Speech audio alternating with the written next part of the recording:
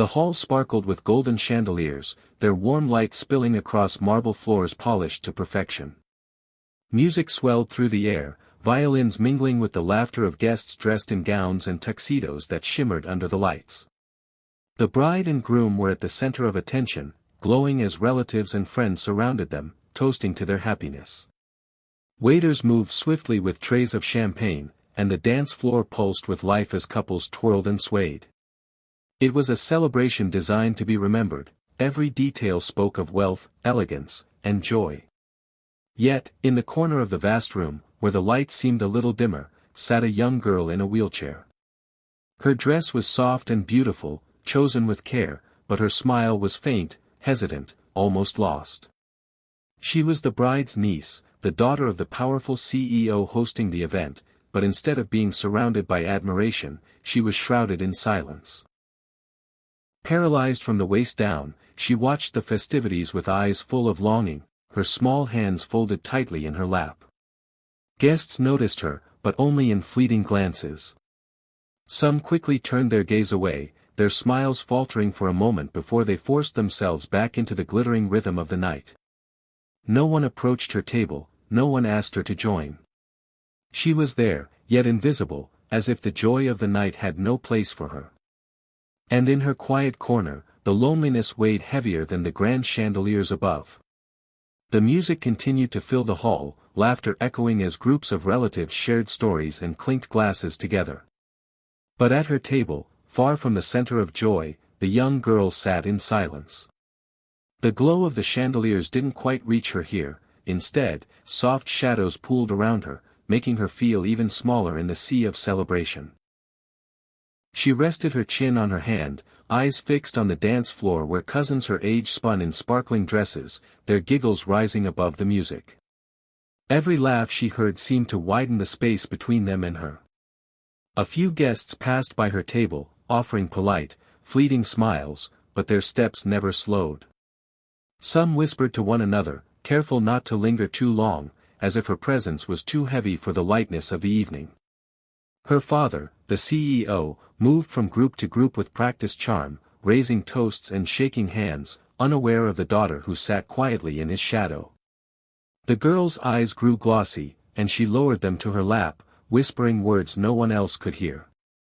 "No one ever wants me," she muttered softly, her voice breaking. She picked at the hem of her dress, trying to keep her composure as laughter around her grew louder. For everyone else, it was a night of joy, but for her, it felt like another reminder of how different she was. How easy it was for the world to forget her existence, even in a room full of people. Just as another round of applause rose for the couple on the dance floor, the entrance doors opened, and a man walked in, holding the hand of a little boy. He wasn't dressed as extravagantly as the others, his suit was simple, his shoes worn but polished with care. He was a single dad, invited through a distant connection to the family, and though he blended quietly into the crowd, his son's bright eyes darted everywhere with curiosity. The boy's gaze soon landed on the girl in the wheelchair, sitting alone in her corner. He tugged at his father's sleeve and whispered, "Dad, why is she sitting all by herself?" The father followed his son's glance, and his heart tightened when he saw her, her fragile smile, her folded hands, and the loneliness she tried to hide behind her lowered eyes. Unlike the others, he didn't turn away. With a gentle nod to his son, he walked over, every step cutting through the invisible barrier that everyone else had built around her. As the chatter and music swirled in the background, he knelt beside her chair, meeting her at eye level. His voice was soft but steady as he said, "Hi there. You belong here just as much as anyone else." The girl blinked in surprise, lifting her head. For the first time that evening, someone had truly seen her, not the wheelchair, not the silence, but her. And that simple kindness began to shift something deep inside her. The music swelled as another lively song filled the air, couples rushing to the floor with excitement. The single dad glanced at his son, then at the girl, and gave a reassuring smile. "Would you like to dance?" he asked gently. Before she could answer, the little boy stepped forward, his small hand stretched out toward her. He was shy, his cheeks flushed, but his gesture was sincere. The girl hesitated, her eyes wide, her lips parting as if to protest. No one had ever asked her that before. For a moment, she almost shook her head, afraid of being noticed. But the boy's smile was so pure, so unbothered by her chair, that something inside her softened. Slowly, she placed her hand in his. Her father wheeled her gently toward the glowing dance floor, guiding her into the very center of the celebration. Guests turned their heads, whispers rippling across the room, the music briefly competing with their surprise. Yet, as the little boy spun beside her, and a single dad joined in with playful steps, the atmosphere began to change. Laughter bubbled from the girl's lips, light, free, and unrestrained.